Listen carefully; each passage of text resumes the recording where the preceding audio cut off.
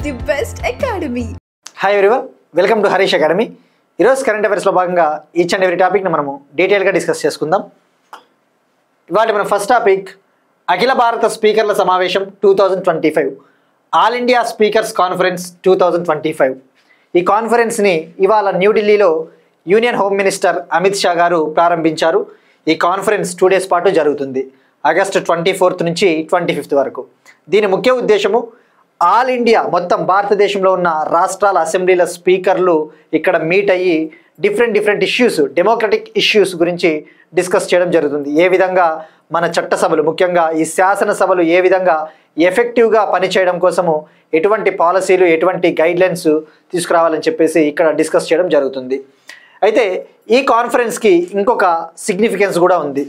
ఈ conference start చేయడానికి ముఖ్య ఉద్దేశము భారతదేశపు మొట్టమొదటి central legislative assembly elected speaker.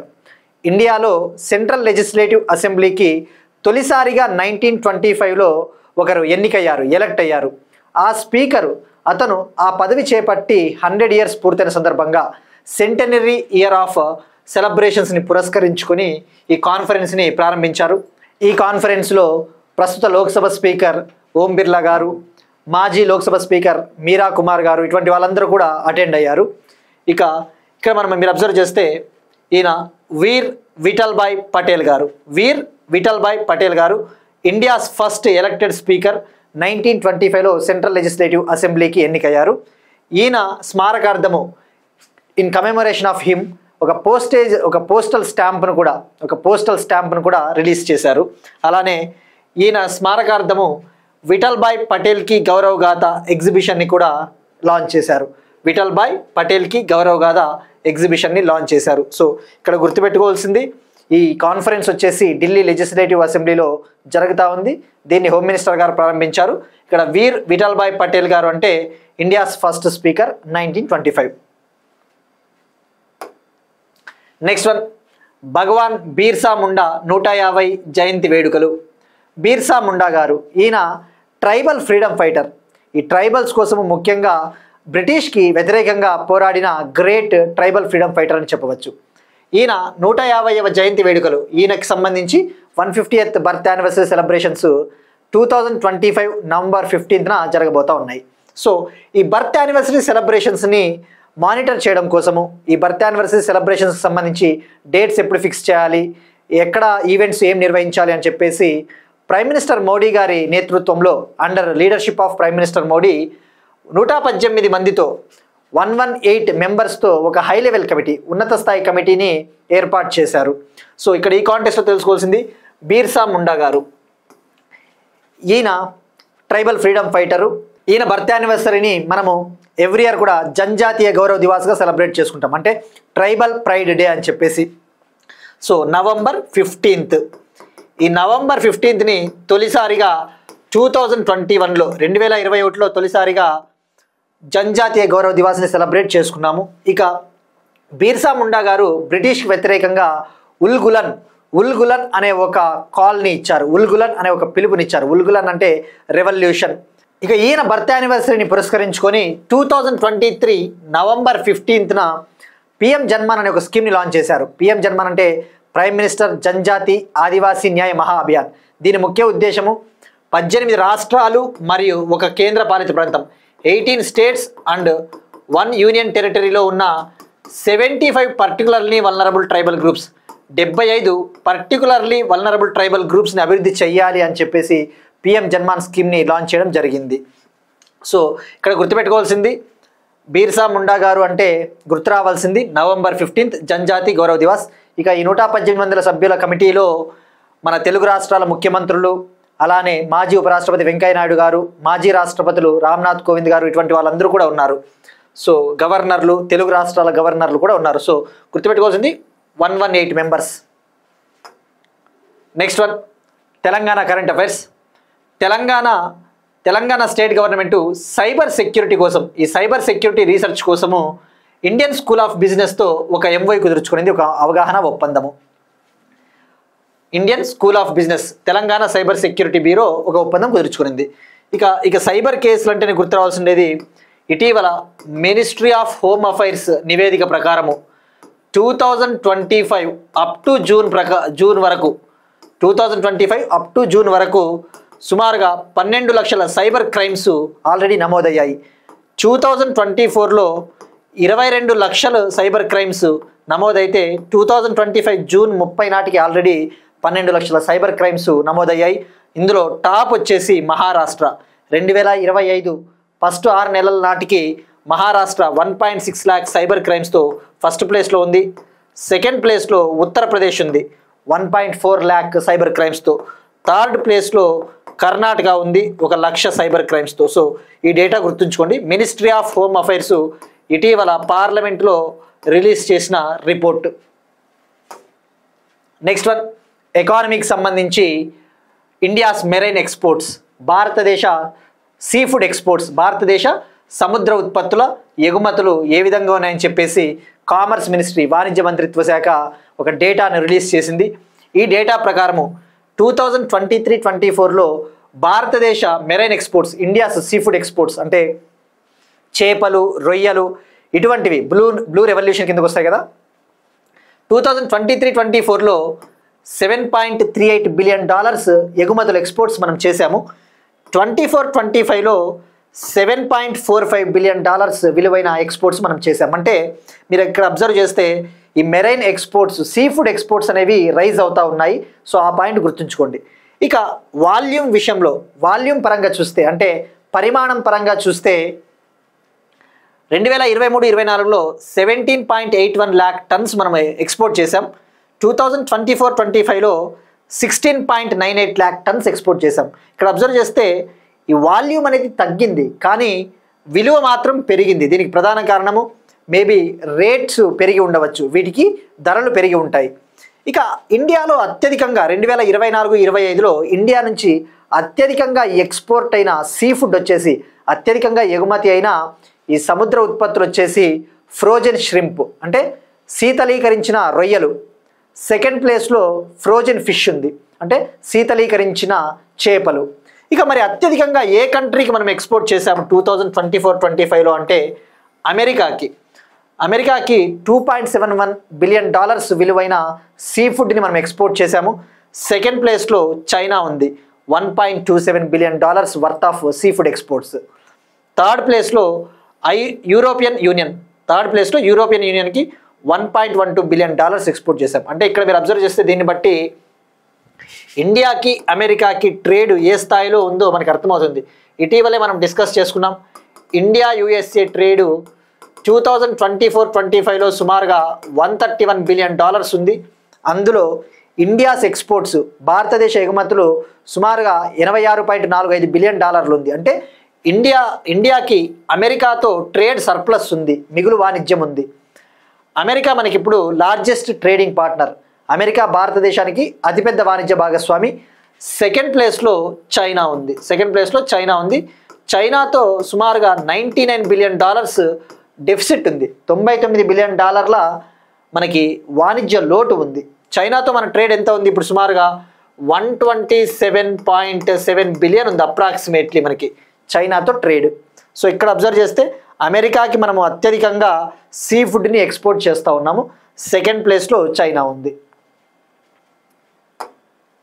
Next one, ఎన్విరాన్మెంట్కి సంబంధించి, పర్యావరణము, క్లైమేట్ చేంజ్కి సంబంధించి 2024లో అత్యధికంగా ఎండలు రావడం వల్ల due to high summers in 2024 ఈ స్వాల్బార్డ్ గ్లేసియర్స్ అనేవి చాలా మెల్ట్ అయిపోయాయి. ఈ స్వాల్బార్డ్ హిమనీపాతాలు తమ మంచు శాతాన్ని చాలా కోల్పోయాయని చెప్పేసి ఒక research report.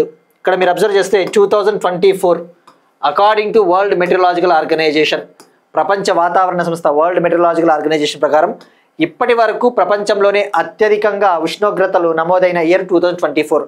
Hottest year so far is 2024. ఇక 2024లో గ్రీన్లాండ్ కోల్పోయిన మంచు శాతంతో పోల్చుకుంటే ఈ స్వాల్బార్డ్ గ్లేసియర్స్ ఎక్కువగా కోల్పోయాయట. అయితే మనకి జాగ్రఫీ పాయింట్ ఆఫ్ వ్యూలో తెలుసుకోవాల్సింది స్వాల్బార్డ్ గ్లేషియర్స్ ఎక్కడ ఉన్నాయి. ఈ 2024లో వితిన్ 6 వీక్స్, కేవలం 6 వారాల్లోనే ఈ స్వాల్బార్డ్ గ్లేషియర్స్ తమ మొత్తం తన టోటల్ ఐస్లో 1% ఐస్ని కోల్పోయిందట. అదే 1% ఐస్ గ్రీన్లాండ్ కోల్పోవడానికి సుమారుగా 1 year పట్టింది.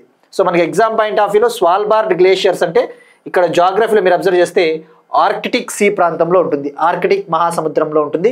ఇది నార్వే టెరిటరీ అని చెప్పవచ్చు, నార్వే కంట్రీకి చెందిన భూభాగము. ఇవి ఐలాండ్స్, స్వాల్బార్డ్ ఐలాండ్స్ ఇలా ఉంటాయి, డిఫరెంట్ ఐలాండ్స్. అందులో కొన్ని స్పిట్స్బర్గన్ ఐలాండ్ అని కొన్ని ఐలాండ్స్ ఉంటాయి. అయితే ఇక్కడ స్వాల్బార్డ్ ఐలాండ్స్లలో ప్రజలు కూడా నివసిస్తారు. People will inhabit these islands అని చెప్పవచ్చు. So it is a inhabited island group అని చెప్పవచ్చు, అంటే ఇక్కడ ప్రజలు నివసిస్తారు. Arctic ocean. ఇక స్వాల్బార్డ్ అంటేనే గుర్తు రావాల్సింది ఇది స్వాల్బార్డ్ గ్లోబల్ సీడ్ వాల్ట్. అంటే ఇప్పుడు ప్రపంచంలో ఏవైనా క్రాప్స్కి సంబంధించి, పంటలకు సంబంధించి ఏవైనా విత్తనాలను భవిష్యత్ తరాల కోసం, ఫ్యూచర్ జనరేషన్స్ కోసము ప్రిజర్వ్ చేస్తారు, అంటే వాటిని సంరక్షిస్తారు. ఏదైనా క్లైమేట్ చేంజ్ అటువంటి వచ్చినప్పుడు అటువంటి సీడ్స్ మనకి భవిష్యత్ తరాల కోసం కావడం కోసము ఈ స్వాల్బార్డ్లో గ్లోబల్ సీడ్ వాల్ట్ని కూడా ఏర్పాటు చేశారు. మీరు ఇక్కడ అబ్జర్వ్ చేస్తే ఇలా ఉంటుంది ఆ గ్లోబల్ సీడ్ వాల్ట్. ఇక్కడ డిఫరెంట్ క్రాప్స్, వివిధ పంటలకు చెందిన విత్తనాలన్నీ కూడా ఇక్కడ లైక్ లో టెంపరేచర్లో శీతలీకరణ పరిస్థితుల్లో ఇక్కడ వీటిని ప్రిజర్వ్ చేస్తారు. నెక్స్ట్ వన్, స్పేస్ టెక్నాలజీకి సంబంధించి lunar module launch vehicle. Lunar module launch vehicle మనం ప్రీవియస్ క్లాస్లో డిస్కస్ చేసుకున్నాం. ఇస్రో ఒక హెవీ లిఫ్ట్ రాకెట్ని డెవలప్ చేస్తూ ఉంది. 75,000 kgల పేలోడ్ను మోసుకుని వెళ్ళే ఒక హెవీ లిఫ్ట్ రాకెట్ని డెవలప్ చేస్తామని చెప్పేసి తెలుసుకున్నాం. దాని పేరు వచ్చేసి లూనార్ మాడ్యూల్ లాంచ్ వెహికల్ అని పేరు పెట్టారు. 2040 కల్లా మనము చంద్రుడిపైకి మనిషిని పంపాలని చెప్పేసి ప్లాన్ చేస్తూ ఉన్నాము. సో ఈ కాంటెక్స్ట్లో హెవీ పేలోడ్స్ని మోసుకొని పోవాలి అంటే ఒక రాకెట్ అవసరం అని చెప్పేసి మనము దీన్ని డెవలప్ చేస్తూ ఉన్నాం. ఆల్రెడీ సూర్య పేరుతో నెక్స్ట్ జనరేషన్ లాంచ్ వెహికల్ని ఇస్రో అభివృద్ధి చేస్తూ ఉంది. ఈ సూర్య రాకెట్టు 3 స్టేజ్ రాకెట్టు. అయితే ఈ సూర్య రాకెట్టు కేవలం 30 టన్నుల పేలోడ్ను మాత్రమే లో ఎర్త్ ఆర్బిట్లోకి మోసుకుని వెళ్తుంది. తక్కువ భూకక్ష పరిధిలోకి 30 టన్నుల పేలోడ్ని మోసుకుని వెళ్తుంది. కానీ ఈ లూనార్ మాడ్యూల్ లాంచ్ వెహికల్ సుమారుగా 75 టన్నుల పేలోడ్ని లో ఎర్త్ ఆర్బిట్లోకి మోసుకొని వెళ్తుంది. అంటే 75,000 kgలు. అంటే దీని కెపాసిటీ ఎంత డబుల్ ఉందో అర్థమవుతుంది. అదే చంద్రుడిపైకి అయితే 27 టన్నుల పేలోడ్ని మోసుకొని వెళ్తుందట ఈ లూనార్ మాడ్యూల్ లాంచ్ వెహికల్. ఇక ఈ lunar module launch vehicle 3 stage వెహికల్గా దీన్ని డెవలప్ చేస్తూ ఉన్నారు. 3 స్టేజ్లు. ఇందులో మొదటి 2 స్టేజ్లు వచ్చేసి లిక్విడ్ ప్రొపెల్లెంట్ ద్వారా పనిచేస్తాయి. మొదటి 2 స్టేజ్లు లిక్విడ్ ప్రొపెల్లెంట్ ద్వారా పనిచేస్తాయి. 3వ స్టేజ్ వచ్చేసి క్రయోజెనిక్ స్టేజ్ ఉంటుంది. ఇప్పుడు GSLV Mark 3 launch vehicle Mark 3లో మనము 3rd స్టేజ్ వచ్చేసి cryogenic engine C-25 engine use చేస్తాం అట్లా. సో ఇది 3rd స్టేజ్ వచ్చేసి క్రయోజెనిక్ ప్రొపెల్లెంట్. సో సూర్య రాకెట్ని ఇది రీప్లేస్ చేయబోతోంది లూనార్ మాడ్యూల్ లాంచ్ వెహికల్. ఇక 2035 కల్లా భారత్ అంతరిక్ష స్టేషన్ని కూడా నిర్మించాలి అని చెప్పేసి మనం ఆల్రెడీ ప్లాన్ చేస్తూ ఉన్నాం. నెక్స్ట్ వన్, IBM మరియు నాసా సూర్య అనే ఒక AI మోడల్ని లాంచ్ చేశాయి. IBM and NASA unveil Surya an AI model to forecast solar storms. సూర్యుడి నుంచి వచ్చే సోలార్ ఫ్లేర్స్, సూర్యుడు సన్ను చుట్టూ కరోనా అనే ఒక లేయర్ ఉంటుంది. ఆ కరోనా అనే లేయర్ నుంచి సోలార్ ఫ్లేర్స్, సోలార్ స్టోమ్స్ వస్తాయి. చాలా వేడి గాలులు అని చెప్పవచ్చు. ఆ వేడి గాలుల వల్ల ఏవైతే మనము స్పేస్లో శాటిలైట్లు అటువంటివి డిప్లాయ్ చేసి ఉంటామో, శాటిలైట్లు అటువంటివి ఏర్పాటు చేసి ఉంటాం కదా, వాటికి ఈ సోలార్ ఫ్లేర్స్, ఈ సోలార్ విండ్స్ వల్ల కొద్దిగా డ్యామేజ్ జరుగుతుంది. సో ఆ సోలార్ ఫ్లేర్స్ని ఎప్పటికప్పుడు ప్రెడిక్ట్ చేయడం కోసం, అంచనా వేయడం కోసము ఒక AI మోడల్, ఆర్టిఫిషియల్ ఇంటెలిజెన్స్ మోడల్ని IBM కంపెనీ మరియు నాసా వాళ్ళు డెవలప్ చేశారు. దాని పేరే సూర్య. గుర్తుపెట్టుకోండి, సూర్య. ఇప్పుడు ఫ్యూ క్వశ్చన్స్ చూద్దాం. ఇది మనం మొన్న డిస్కస్ చేసిన concepts. Lipulekh pass, India China ట్రేడ్కి సంబంధించిన ఇన్ఫర్మేషన్. నాతులా పాస్ ఏ స్టేట్లో ఉంది? Nathula pass, Shipkila pass, Lipulekh pass ఈ 3 ప్రాసెస్ ఏ స్టేట్స్లో ఉన్నాయో ట్రై చేయండి ఆన్సర్స్. ఇక ప్రధానమంత్రి జన్ధన్ యోజనని ఎప్పుడు లాంచ్ చేశారు అంటే ఆగస్ట్ 28, 2014 ప్రైమ్ మినిస్టర్ మోడీ గారు లాంచ్ చేశారు. ఫైనాన్షియల్ ఇన్క్లూజన్, ప్రజలందరికీ కూడా బ్యాంక్ అకౌంట్లు కల్పించడం కోసము, ఈ bank accounts, deposits accounts, saving accounts కల్పించడం కోసం లాంచ్ చేసిన స్కీమ్. ఇక స్వయం పోర్టల్ అంటేనే మినిస్ట్రీ ఆఫ్ ఎడ్యుకేషన్ లాంచ్ చేసిన ఒక open source platform, massive open online course platform. అంటే ఇందులో 9th క్లాస్ నుంచి పీజీ చదివే స్టూడెంట్స్కి అవసరమైన క్లాస్ కోర్సెస్ అన్నీ కూడా ఈ పోర్టల్లో లభిస్తాయి, ఈ పోర్టల్లో అవైలబుల్ అవుతాయి. నెక్స్ట్ వన్, డిఫెన్స్ టెక్నాలజీకి సంబంధించిన కరెంట్ అఫైర్స్. ఫ్రాన్స్తో కలిసి 5వ తరం ఫైటర్ జెట్ అధునాతన ఇంజిన్లను తయారు చేయనున్న India. 5th generation fighter jets. మనం 5th జనరేషన్ ఫైటర్ జెట్ని advance medium combat aircraft పేరిట ఒక స్టెల్త్ ఫైటర్ జెట్ని డెవలప్ చేస్తూ ఉన్నాం. Advanced medium combat aircraft. దీన్ని ఇండిజినస్గా స్వదేశీయంగా డెవలప్ చేయబోతూ ఉన్నాము. అయితే ఈ స్వదేశీయంగా దీని ఇంజన్ని కూడా, ఈ అడ్వాన్స్డ్ మీడియం కంబాట్ ఎయిర్ క్రాఫ్ట్కి అవసరమైన ఇంజన్స్ని మనము ఇండిజినస్గా స్వదేశీయంగా అభివృద్ధి చేయబోతూ ఉన్నాం. బట్ వీటిని ఫ్రాన్స్కు చెందిన ఒక కంపెనీ, సాఫ్రాన్ అనే ఒక కంపెనీ, ఫ్రాన్స్కు చెందిన సాఫ్రాన్ అనే కంపెనీ సహకారంతో ప్రొడ్యూస్ చేయబోతా ఉన్నాము, డెవలప్ చేయబోతా ఉన్నామట. సో దీన్ని బట్టి ఇండియాకి ఫ్రాన్స్కి ఏ స్థాయిలో డిఫెన్స్ కొలాబరేషన్, ఏ స్థాయిలో రక్షణ రంగ సహకారం ఉందో అర్థమవుతుంది. గతంలోనే ఫ్యూ మంత్స్ బ్యాక్ 64 crore డీల్తో 64,000 కోట్ల డీల్ ఇండియాకి ఫ్రాన్స్కి కుదిరింది. ఇందులో భాగంగా, ఈ డీల్లో భాగంగా నేవీ కోసము 26 రఫాలే మెరైన్ జెట్స్ని ప్రొక్యూర్ చేయాలి అని చెప్పేసి 64,000 కోట్ల డీల్ కుదిరింది.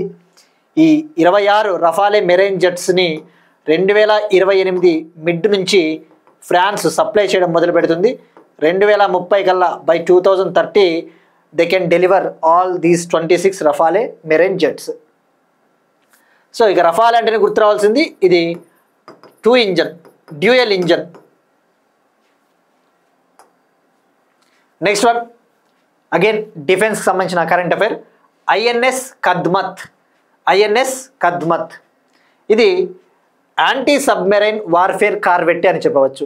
Anti submarine warfare corvette. Corvette అంటే ఇది ఒక చిన్న షిప్ టైపు, వార్ షిప్, యుద్ధ నౌక అని చెప్పవచ్చు. ఇప్పుడు ఇది ఇండోనేషియాకి వెళ్ళింది. ఇండోనేషియాలోని సురబాయా ప్రాంతానికి వెళ్ళింది. అక్కడ 3 రోజుల పాటు ఈ నేవల్ కొలాబరేషన్లో భాగంగా, నావికా సహకారంలో భాగంగా అక్కడ 3 రోజుల పాటు ఉండడం జరిగింది. సో ఈ కాంటెక్స్ట్ తెలుసుకోవాల్సింది మనకి ఐఎన్ఎస్ కద్మత్. ఐఎన్ఎస్ కద్మత్ ఇది ప్రాజెక్ట్ 28 కింద, ప్రాజెక్ట్ 28 కింద ఇండిజినస్గా స్వదేశీయంగా 4 యాంటీ సబ్మెరైన్ వార్ఫేర్ కార్వెట్టేస్ని డెవలప్ చేశారు. మొదటిది వచ్చేసి INS Kamorta, second one INS Kadmatt, third one INS Kiltan, fourth one INS Kavaratti. INS Kavaratti. So ఇవి 4 కూడా anti submarine warfare corvette. Project 28 కింద వీటిని 4ంటిని కూడా కోల్కతాలో ఉన్న ఒక public sector shipbuilding company, ప్రభుత్వ రంగ నౌకా నిర్మాణ కంపెనీ Garden Reach Shipbuilders Engineers Limited GRSC వద్ద వీటిని డెవలప్ చేశారు, నిర్మించారు. ఇవి ఆల్రెడీ నేవీలోకి 4 కూడా ఇండక్ట్ అయ్యాయి, నేవీలోకి 4 కూడా చేరినాయి ఆల్రెడీ. నెక్స్ట్ వన్, భారతదేశంలో తన మొదటి కార్యాలయాన్ని ప్రారంభించనున్న ఓపెన్ ఏఐ కంపెనీ. ఇది అమెరికాకు చెందిన ఒక కంపెనీ. ఇది open source AI platform chat జీపీటీని లాంచ్ చేసింది గతంలో. ఇప్పుడు ఇండియాలో తొలిసారిగా తన ఫస్ట్ క్యాంపస్ని, ఇట్స్ ఫస్ట్ క్యాంపస్ని న్యూఢిల్లీలో ఏర్పాటు చేయనున్నట్టు ప్రకటించింది.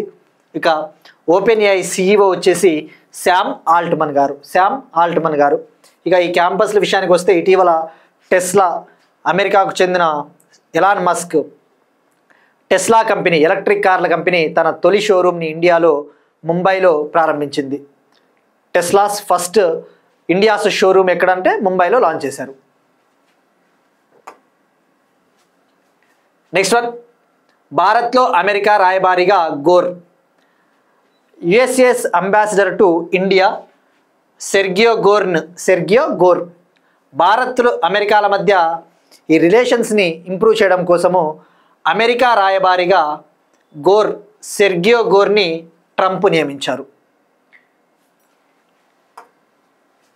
నెక్స్ట్ వన్, చంద్రయాన్ 2 డేటాను ఉపయోగించి చంద్రుని కెమిస్ట్రీని డీకోడ్ చేసిన ఐఐటి బాంబే విద్యార్థులు. చంద్రయాన్ 2లో ఒక పేలోడ్ ఉంటుంది. ఆ పేలోడ్ వచ్చేసి Chandrayaan 2 large area soft X-ray spectrometer class అనే పేలోడ్. ఈ పేలోడ్ ఈ యొక్క ఇన్స్ట్రుమెంట్ను ఉపయోగించి ఆ యొక్క చంద్రుని కెమిస్ట్రీని, ఆ చంద్రుడి సర్ఫేస్ పైన ఏ విధంగా పరిస్థితులు ఉన్నాయని చెప్పేసి ఆ కెమిస్ట్రీ మ్యాప్ని ఐఐటి బాంబే స్టూడెంట్స్ రూపొందించారు, ప్రిపేర్ చేశారు. సో ఇక్కడ ఎగ్జామ్ పాయింట్ ఆఫ్ వ్యూలో తెలుసుకోవాల్సింది అసలు ఈ చంద్రయాన్ 2 ఏంటి. సన్ నుంచి ఎక్కువగా ఈ ఎక్స్రేస్ లాంటి రేడియేషన్స్ వస్తూ ఉంటాయట.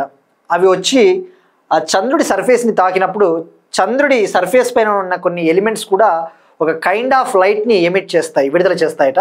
ఆ లైట్ని పరిశోధించడం కోసం, రీసెర్చ్ చేయడం కోసము చంద్రయాన్ 2లో క్లాస్ అనే ఒక పేలోడ్ని యూజ్ చేశారు. ఆ క్లాస్ పేలోడ్ ఇచ్చిన డేటా ఆధారంగా ఆ చంద్రుడి పైన ఎటువంటి రసాయన పరిస్థితులు ఉన్నాయని చెప్పేసి ఆ కెమిస్ట్రీ మ్యాప్ని ఐఐటి బాంబే స్టూడెంట్స్ రూపొందించారు. ఇక చంద్రయాన్ 2 విషయానికి వస్తే 22 జూలై 2019 2019 జూలైన దీన్ని లాంచ్ చేశారు. జిఎస్ఎల్వి మార్క్ 3 M1 ఉపయోగించి చంద్రయాన్ 2ని లాంచ్ చేశారు చంద్రుడిపైన ఉన్న పరిస్థితులను తెలుసుకోవడం కోసం. ఇక ఇండియాకి సంబంధించి చంద్రుడిపైకి లాంచ్ చేసిన ఫస్ట్ మిషన్ వచ్చేసి చంద్రయాన్ 1.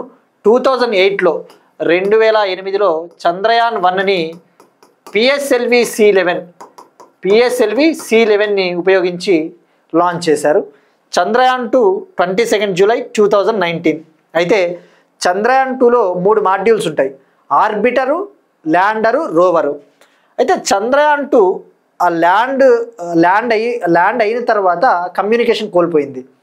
చంద్రుడి యొక్క ఆర్బిట్లోకి ఎంటర్ అయిన తర్వాత ఆ చంద్రయాన్ 2 ల్యాండ్ అయిన తర్వాత కమ్యూనికేషన్ కోల్పోవడంతో ఆ చంద్రయాన్ 2 కొద్దిగా ఫెయిల్ అయిందని చెప్పవచ్చు. కానీ ఇస్రో ఏమని చెప్తుందంటే మన చంద్రయాన్ 2 వల్ల మన 90 to 95% టార్గెట్స్ని మనం సాధించాము. మన ఆబ్జెక్టివ్స్, మన లక్ష్యాలు ఏవైతే ఉన్నాయో అందులో 90 నుంచి 95% మనం నెరవేరినాయవి. కానీ ఈ కమ్యూనికేషన్ కోల్పోవడం ద్వారా కొద్దిగా విఫలమయ్యాము అని చెప్పేసి చెప్పారు. దీని తర్వాతనే చంద్రయాన్ 2 తర్వాతనే చంద్రయాన్ 3ని మనము జూలై 14, 2023లో లాంచ్ చేశాము. లాంచ్ వెహికల్ మార్క్ 3ని ఉపయోగించి, LVM 3ని ఉపయోగించి లాంచ్ చేశాం. నెక్స్ట్ వన్, స్పోర్ట్స్కి సంబంధించి Khelo India water sports festival conclude అయింది, ముగిసింది. ఫర్ ద ఫస్ట్ టైం తొలిసారిగా శ్రీనగర్లోని దాల్ లేక్ వద్ద నిర్వహించిన Khelo India water sports festival 3 రోజుల పాటు జరిగింది. ఆగస్ట్ 21 నుంచి ఆగస్ట్ 23 వరకు. ఇందులో టాప్ ప్లేస్లో మధ్యప్రదేశ్ నిలిచింది. మధ్యప్రదేశ్ ఓవరాల్గా 18 మెడల్స్ని గెలుపొందింది. అందులో 10 gold medals, 3 silver medals, 5 bronze medals. Second ప్లేస్లో ఒడిషా 10 మెడల్స్ సాధించింది. అందులో 4 గోల్డ్, 5 సిల్వర్, 1 బ్రాంజ్. థర్డ్ ప్లేస్లో కేరళ 7 మెడల్స్ సాధించింది. అందులో 3 గోల్డ్, 1 సిల్వరు, 3 బ్రాంజ్. మనకి ఫస్ట్ 3 ప్లేసెస్ ఏ రాష్ట్రాలను గుర్తుపెట్టుకుంటే సరిపోతుంది. ఇక ఆంధ్రప్రదేశ్ 11th ప్లేస్లో నిలిచింది. ఆంధ్రప్రదేశ్ 2 మెడల్స్ గెలుపొందింది, 1 సిల్వర్ మెడలు, 1 బ్రాంజ్ మెడలు. తెలంగాణ 18th ప్లేస్లో నిలిచింది, 1 బ్రాంజ్ మెడల్, 1 మెడల్ని గెలుపొందింది, అది బ్రాంజ్ మెడల్ అంటే కాంస్య పథకం. సో ఇక్కడ గుర్తుపెట్టుకోవాల్సింది 3 రోజుల పాటు జరిగింది తొలిసారిగా Dal lake, Srinagar. Next one, Durand cup 2025 winner. Durand cup అనేది ఇండియాస్ ఓల్డెస్ట్ ఫుట్బాల్ టోర్నమెంట్, భారతదేశ అతి ప్రాచీనమైన ఫుట్బాల్ టోర్నమెంట్ డ్యూరండ్ కప్. ఈ డ్యూరండ్ కప్ 2025ని North East United Football Club గెలుచుకునింది. ఫైనల్లో డైమండ్ హార్బర్ టీంని 6-1 గోల్స్ తేడాతో ఓడించి ఈ టైటిల్ని గెలుపొందింది. వరుసగా 2వసారి ఈ డ్యూరండ్ కప్ని గెలుపొందింది. Last year North East United Football Club టీమే గెలుపొందింది. ఇప్పుడు కూడా వీళ్ళే గెలుపొందారు. గతంలో ఈస్ట్ బెంగాల్ టీము 2 సార్లు అట్లా వరుసగా గెలుపొందిందట. ఇప్పుడు ఆ ఈస్ట్ బెంగాల్ టీం తర్వాత వరుసగా 2 సార్లు ఈ డ్యూరండ్ కప్ టైటిల్ను గెలుపొందిన టీం అంటే north East United Football club. ఇక మనకి ఎగ్జామ్ పాయింట్ ఆఫ్ వ్యూలో డ్యూరండ్ కప్ అంటే ఫుట్బాల్ అనే ఐడియా ఉండాలి. అలానే సంతోష్ ట్రోఫీ అని ఒకటి ఉంటుంది. సంతోష్ ట్రోఫీ అన్న ఫుట్బాలే. ఇక అలానే అజ్లాన్ షా టోర్నమెంట్ ఉంటుంది, అది హాకీ గేమ్కి సంబంధించి. అలానే దులీప్ ట్రోఫీ అంటే క్రికెట్, రంజీ ట్రోఫీ అంటే క్రికెట్, విజయ్ హజారే ట్రోఫీ అన్నా కూడా క్రికెట్కి సంబంధించిన కప్స్ అన్న విషయం గుర్తుపెట్టుకుంటే సరిపోతుంది. ఇక ఈ టోర్నమెంట్లో గోల్డెన్ బాల్, ఈ డ్యూరండ్ కప్లో గోల్డెన్ బాల్ అంటే ప్లేయర్ ఆఫ్ ద టోర్నమెంట్, అత్యుత్తమ ప్లేయర్ ఈ టోర్నమెంట్లో వచ్చేసి ఈ నార్త్ ఈస్ట్ ఫుట్బాల్ క్లబ్కు చెందిన అలాయుద్దీన్ అజారీ గోల్డెన్ బూట్ అవార్డు అంటే అత్యధిక గోల్స్ చేసిన ప్లేయర్గా నార్త్ ఈస్ట్ టీంకి చెందిన అలాయుద్దీన్ అజారీ. గోల్డెన్ గ్లవ్ అంటే అత్యుత్తమ గోల్ కీపర్ వచ్చేసి నార్త్ ఈస్ట్ ఫుట్బాల్ క్లబ్ టీంకి చెందిన గుర్మీత్ సింగ్ నిలిచాడు. నెక్స్ట్ వన్ అగైన్ స్పోర్ట్స్కి సంబంధించి క్రిస్టియానో రొనాల్డో ఒక రికార్డు సృష్టించాడు గోల్స్ పరంగా. ఫుట్బాల్ చరిత్రలో తొలిసారిగా 4 క్లబ్ల తరపున 100 గోల్స్ సాధించిన ఫస్ట్ ఫుట్బాల్ ప్లేయర్గా ఈ Portugal football player Cristiano Ronaldo record సృష్టించాడు. ఈయన అల్ నజర్ టీం తరపున 100 గోల్స్ చేశాడట. గతంలో రియల్ మాడ్రిడ్ టీం తరపున 451 గోల్స్ చేశాడు. జువెంటస్ అనే టీం తరపున 101 గోల్స్ చేశాడు. మాంచెస్టర్ యునైటెడ్ తరపున 145 గోల్స్ చేశాడు. ఇప్పుడు అల్ నసర్ టీం తరపున 100 గోల్స్ చేశాడు. First player to score 100 goals on behalf of 4 different clubs. Next one again స్పోర్ట్స్కి సంబంధించి టెన్నిస్ హాల్ ఆఫ్ ఫేమ్లో మరియా షరపోవా మరియు బ్రయాన్ సోదరులు. టెన్నిస్ హాల్ ఆఫ్ ఫేమ్ దీంట్లో రష్యాకు చెందిన మరియా షరపోవా, అమెరికాకు చెందిన బ్రయాన్ ట్విన్స్, ఒకరు వచ్చేసి బాబ్ బ్రయాను, మరొకరు మైక్ బ్రయాను. వీళ్ళు ముగ్గురు కూడా టెన్నిస్ హాల్ ఆఫ్ ఫేమ్లో చోటు సంపాదించుకున్నారు. ఇక షరపోవా రష్యాకు చెందిన ఈమె తొలిసారిగా 2004లో వింబుల్డన్ గెలుపొందింది. ఓవరాల్గా తన కెరీర్లో 5 గ్రాండ్ స్లామ్స్ టైటిల్స్ గెలుపొందింది. ఇక బ్రయాన్ బ్రదర్స్ వచ్చేసి వీళ్ళు 16 పురుషుల డబుల్స్ టైటిల్స్ని గెలుపొందారట, 16 men's doubles grand slam titles. ఇక 438 వారాల పాటు వీళ్ళు ఈ బ్రయాన్ సోదరులు 438 వారాల పాటు నంబర్ 1 ప్లేస్లో కొనసాగారు. ఇవి ఇవాల్టి కరెంట్ అఫైర్స్. మనం ఒకసారి క్విక్గా రీక్యాప్ చూద్దాం. అఖిల భారత స్పీకర్ల సమావేశం 2025. వీర్ విఠల్ భాయ్ పటేల్ భారతదేశపు మొట్టమొదటి ఎలక్టెడ్ స్పీకర్ 1925. భగవాన్ బీర్సా ముండా 150వ జయంతి వేడుకలు 118 మందితో ఉన్నత స్థాయి కమిటీ ప్రధాని మోదీ నేతృత్వంలో. సైబర్ భద్రతా పరిశోధన కోసం ఇండియన్ స్కూల్ ఆఫ్ బిజినెస్తో Telangana cyber security bureau MOU. భారత సముద్ర ఉత్పత్తుల ఎగుమతులు 2024-25పై వాణిజ్య శాఖ వెల్లడి. 2024 సంవత్సరంలో అత్యధికంగా మంచును కోల్పోయిన Svalbard glaciers Norway. Svalbard global seed vault Norway. Lunar module launch వెహికల్ను డెవలప్ చేస్తూ ఉన్న ఇస్రో, ఇది 2035 కల్లా దీని నిర్మాణము కంప్లీట్ అవుతుందని చెప్పేసి ఇస్రో చెప్పింది. IBM మరియు నాసా రిలీజ్ చేసిన సూర్య AI మోడల్ ఈ సోలార్ స్టోమ్స్ని పర్ఫెక్ట్గా గుర్తించడం కోసము.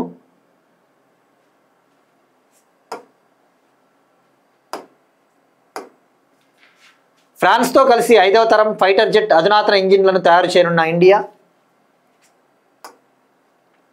INS కద్మత్